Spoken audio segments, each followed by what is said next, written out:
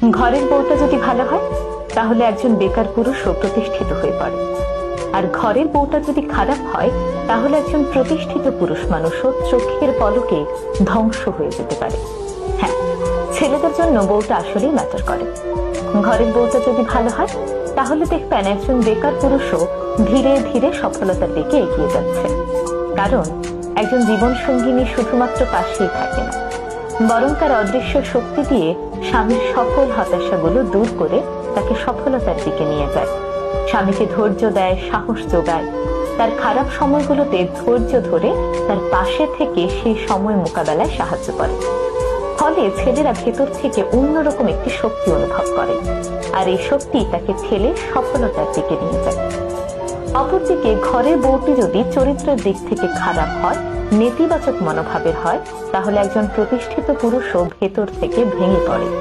প্রতিনিয়ত সন্দেহ, অবিশ্বাস, হতাশা এই জিনিসগুলো তাকে ভেতর থেকে দুর্বল করে দেয়।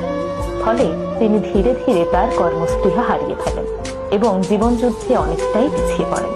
তাই ছেলেদের জীবনে স্ত্রী আসলেই ম্যাটার করে, কারণ স্ত্রী শুধু একজন সঙ্গী নয়, তার চলার পথে সাহসের উৎস কিংবা ধ্বংস